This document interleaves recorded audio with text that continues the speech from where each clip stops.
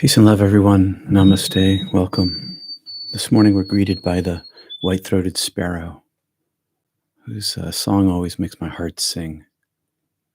Thanks for being here live. Appreciate it. Thanks for being here on the recording. Appreciate that too. I hope these help. Let me know. I'd like to know. Hi, Rebecca.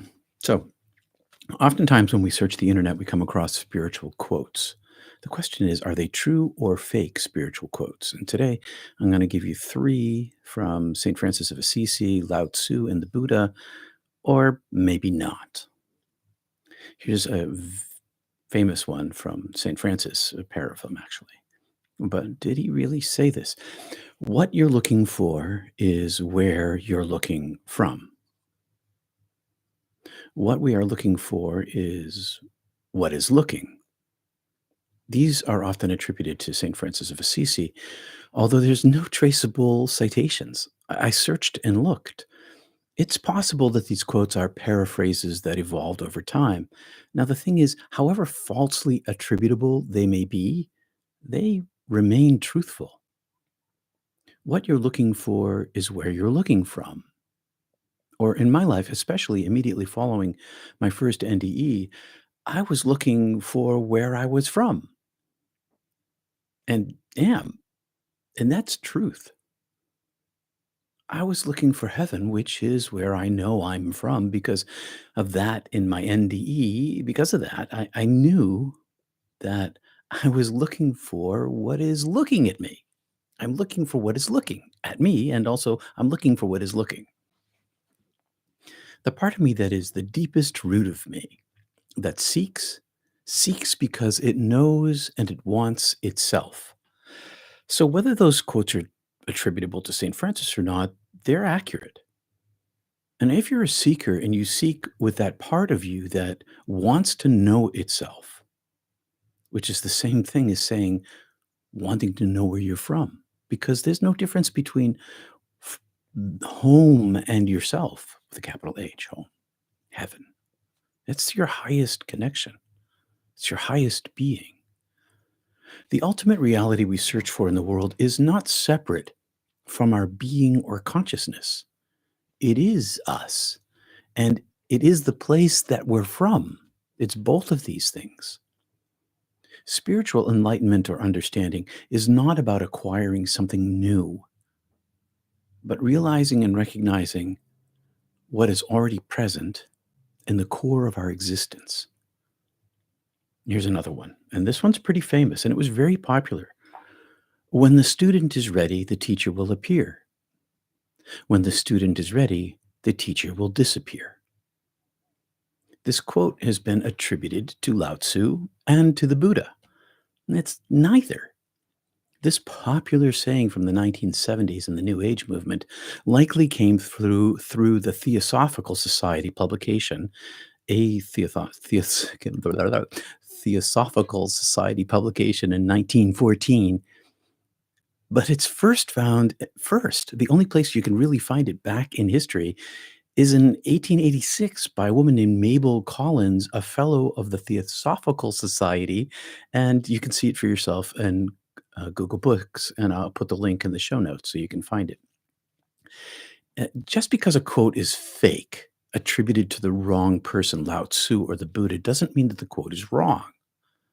And we've all had the experience of the teacher showing up when we need it, but have you had the experience of the teacher disappearing when you no longer need, when you are ready for that to happen? That happens too. That's actually kind of what I'm trying to do here. I'm trying to help disappear so you don't need me anymore because you already have this thing inside of you. And just because we've read these quotes 100 times on 100 different sites on the internet doesn't mean that the attributes are true. That doesn't mean that the quotes are false either. And oftentimes, what happens is that they are paraphrases of that evolved over time from, say, Francis of Assisi. This particular sutra that was quoted in that 1886 book apparently was completely made up. But does that mean that the quote is false?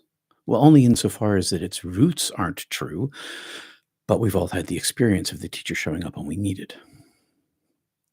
The most important thing I'm trying to say here is sometimes false, fake quotes can actually contain the truth. So, for instance, another famous one is attributed to Søren Kierkegaard. We are spiritual beings having a human experience. Apparently, he didn't actually say that. I spoke to a Kierkegaardian scholar, like one of the leading scholars in the United States, when I was writing Heaven is Beautiful, as I quoted in there. And I'm pretty sure I attributed it to Kierkegaard, but the scholar said there's no real evidence for it. There, maybe he said it at one point, but nobody really can find the quote. But does that mean it's false? No, because all near death experiencers know that we're having a human experience and then we're not, it's not the other way around. So just be careful about the citations. That's all. That's all I'm saying. All right. Thanks for being here this morning. Good morning. Hey, Rebecca, Ellen, Kevin. I am fine. Thank you over there in Thailand. I'm glad that you're here this morning. The truth rings in your soul, and that's the thing. That's the thing. Oh, Desjardins, right. Tilliard Desjardins. Thank you, Ellen, not Kierkegaard. See, there I go, ad-libbing again and not having it in front of me. Desjardins, Tilliard Desjardins.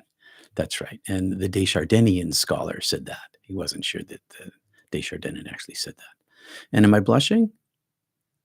Maybe, because there you go. All right. I try not to ad lib because I know that my brain doesn't follow along the way that I want it to all the time. All right, enough of that stuff. Hey Siri, set a 20-minute timer. And the reason what we're doing here is really the little teachings in the beginning aren't the thing itself. It's the time that we practice together. That's what really matters to me. That's why I practice with you guys, is because I want to be in a group so I can help ritualize my practice. But mostly, I want to share the energy between us. Because when we meditate together, as I was talking to someone last night, when in group practice, it's easier to meditate because this resonance that happens. All right, enough of that stuff. And thanks for the correction there, Ellen. I love it when you do that. All right, you got the message out. Thanks. I did. All right. Meditation is super simple.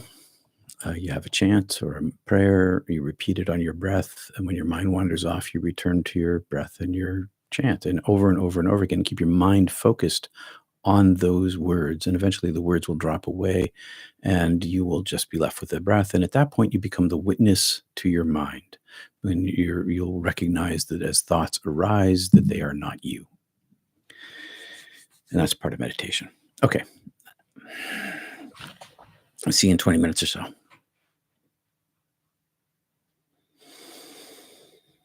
Three ohms.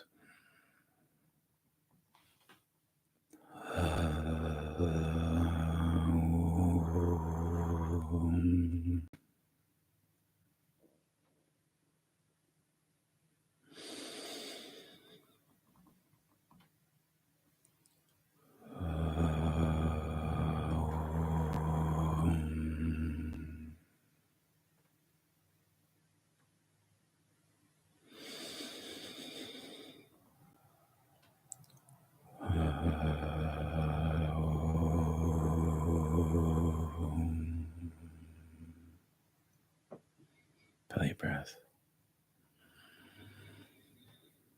Inflate. Right up your spine on the exhale to your brow. Watch your nose. Pause. Inhale.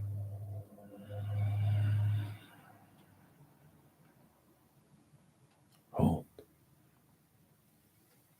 Release. Repeat your chant.